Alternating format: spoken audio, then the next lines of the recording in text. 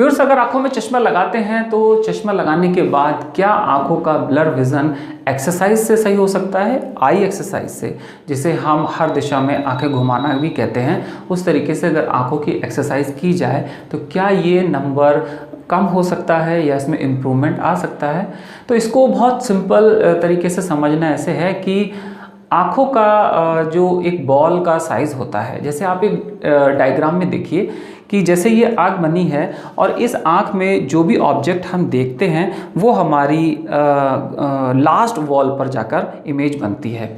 लेकिन अगर आँख में कोई कॉम्प्लिकेशन आती है या फिर उसकी ग्रोथ अच्छी हो जाती है या हमारी ग्रोथ के साथ साथ आँख की भी ग्रोथ हो जाती है तो वो जो साइज़ रहता है आँख का वो बड़ा हो जाता है। और आँख की बॉल का साइज़ बड़ा होने से देखिए ऊपर लिखा है नॉर्मल आई, जिसमें आँख की इमेज जो पीछे जा रही है बिल्कुल लास्ट वॉल से टच हो रही है, और नीचे वाली जो आई है उसकी इमेज पीछे की वॉल से थोड़ा सा पहले बन रही है। तो ये कारण क्यों होता है? क्योंकि आँख की जो बॉल है उसका जो पीछे का साइज़ है वो थोड़ा सा बड़ा हो गया है, इस कारण वो इमेज वहाँ पर नहीं पहुँच पा रही। और इस समस्या को दूर करने के लिए क्या हम यूज़ करते हैं? एक लेंस, जो कि आँखों के आगे हम चश्मे में यूज़ करते हैं। और इससे क्या फ़र्क पड़ता है कि वो इमेज नेचुरल आई में जैसे पड़ती है उसी जगह पर पहुँच जाती है, जिससे कि हमें क्लियर दिखने लगता है।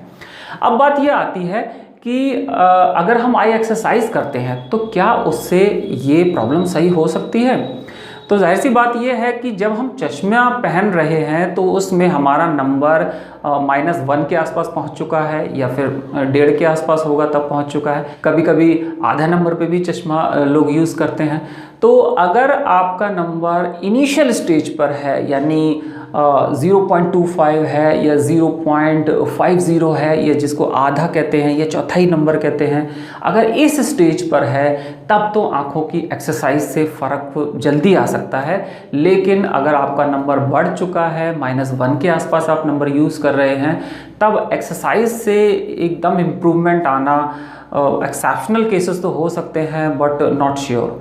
तो इसलिए हम एकदम से ये डेफिनेटली ये नहीं कह सकते कि आई एक्सरसाइज से आपकी आँख की बॉल का साइज़ बिल्कुल करेक्ट हो जाएगा, ठीक हो जाएगा, क्योंकि जब बॉल का साइज़ करेक्ट होगा तभी क्लियर दिख सकता है। तो बॉल का साइज़ जब बढ़ चुका है तो वो कम होना इतनी जल्दी और ऐसे स्वाभाविक संभव भी नहीं होता। तो इसलिए अगर आप आई एक्सरसाइज करते हैं और आपकी इनिशियल स्टेज है, अभी आपने अपनी आंखें चेक करवाई हैं और आपको लगता है मेरी आंखों में नंबर आना शुरू हो गया है, तो उस समय आप आई एक्सरसाइज करिए, उसका इम्पैक्ट आपको दिखेगा। दूसरी एक बात इसमें ये इम्पॉर्टेंट सबसे बड़ी ये है कि जहाँ पर सर्टेन टाइम तक सर्टेन एंगल पर हम किसी भी ऑब्जेक्ट को देखते हैं तो उससे रिफ्रैक्टेड एरर आ जाता है।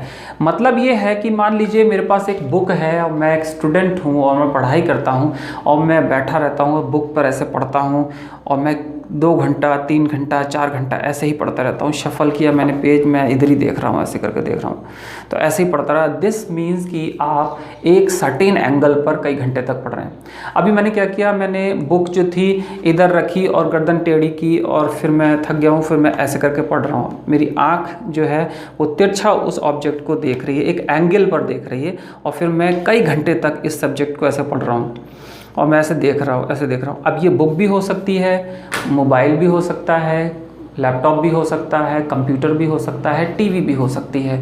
टीवी में दिक्कत तब होती है जब हम सोफे पर लेटकर और आंखें तिरछी करके कभी ऐसे टीवी देखते हैं कि हमारा डायरेक्शन तो बॉडी का सामने है और हम टीवी यहाँ रखा है और हम इस तरीके से देख रहे हैं। तो ये जिस एंगल से आप देख रहे हैं तो उस एंगल से, या फिर मोबाइल अगर हमारे हाथ में है इस तरीके से, तो हम मोबाइल में लेट गए हैं, लेट के अगर कोई भी ऑब्जेक्ट को ऐसे देख रहे हैं और कई घंटे तक अगर हम मोबाइल किसी डिफरेंट एंगल से देखते हैं तो इस एंगल से देखना आंखों के लिए ठीक नहीं होता है। इसीलिए ये कहा जाता है कि एक सर्टेन टाइम तक इस सर्टेन एंगल पर अगर हम लगातार देखेंगे तो फिर हमारी आंखों में रिफ्रैक्टेड एरर आ जाएगा, आंखों में नंबर आ जाएगा। तो इसलिए हमें अपने जो भी हम काम करते हैं या कोई भी ऑब्जेक्ट देख रहे हैं तो उसमें चेंज करते रहना चाहिए थोड़ी थोड़ी देर के बाद। अगर हम कोई भी ऑब्जेक्ट देख रहे हैं, चाहे वो मोबाइल है, टीवी है, कॉपी है, बुक है, स्टडी है, या फिर कोई भी ऐसा काम, तो उसमें हम थोड़ी देर तक उसको एक एंगल से देखें, फिर थोड़ी देर में उस एंगल को चेंज करें, थोड़ा सा आंखों को भी मूवमेंट दें, इधर उधर देखें, गर्दन घुमाएं और फिर उसको कंटिन्यू करें। चाहे कंप्यूटर में बैठे हैं तब भी ऐसे ही करें, मोबाइल है तब भी ऐसा करें, और डिस्टेंस को ज़रूर मेंटेन करें। जो 16 से 25 इंच की जो दूरी होती है आंखों से किसी भी ऑब्जेक्ट को देखने की, उसे ज़रूर मेंटेन करें। मैं मोस्टली खुद फील करता हूँ, अपने घर में भी फील करता हूँ, देखता हूँ कि जो लोग कोई भी ऑब्जेक्ट पकड़े होते हैं, पढ़ रहे होते हैं या फिर मोबाइल हाथ में होता है, तो अल्टीमेटली वो धीरे धीरे हाथों को कंफर्टेबल इतनी दूरी लगता है और इतनी दूर से हम उसको पढ़ते हैं, जबकि इतना आंखों के लिए बिल्कुल ठीक नहीं है। हमारे आंखों से दूरी कम से कम इतनी होनी चाहिए जिसमें हम जो हमारे पास जो बड़ा स्केल होता है, जिसको हम 1 फीट का वाला स्केल कहते हैं, वो मान लीजिए एक अंदाज़ा कि उतनी दूरी, और उससे ज़्यादा तो हो सकती है, उससे कम नहीं होनी चाहिए। तो ये डिस्टेंस से ही हमें ऑब्जेक्ट को देखना चाहिए। अब चाहे वो बुक है, चाहे वो मोबाइल है, कोई भी चीज़ जो भी आप काम कर रहे हैं, तो इसका आप खास ख्याल रखिए, क्योंकि ये आंखों के स्वास्थ्य के लिए बहुत ज़रूरी है और हम डेली लाइफ में इन चीज़ों को याद नहीं रख पाते हैं। तो इसको अगर आप याद रखेंगे, नॉर्मल एक्सरसाइज करेंगे और एक जो एंगल है उसको ध्यान रखेंगे कि हमें एक सर्टेन टाइम तक एक लगातार किसी भी एंगल पर एक निश्चित समय तक हमें किसी भी ऑब्जेक्ट को देखना नहीं है, तो शायद हम आँखों में आ रहे इस रिफ्रैक्टेड एरर से बच जाएंगे। तो आई होप सो कि ये बात आप ध्यान रखेंगे और अपनी आँखों को स्वस्थ भी रखेंगे इन सारी चीज़ों को फॉलो करने के बाद। ठीक है, तो अगर आपके कोई फिर भी सवाल हैं तो आप मुझे नीचे कमेंट ऑप्शन में कमेंट कर सकते हैं, और अगर वीडियो सही लगता है तो उसको लाइक और सब्सक्राइब ज़रूर कर लें। तो that's all for today, thanks for watching, don't forget to smile, I will see you soon in next video.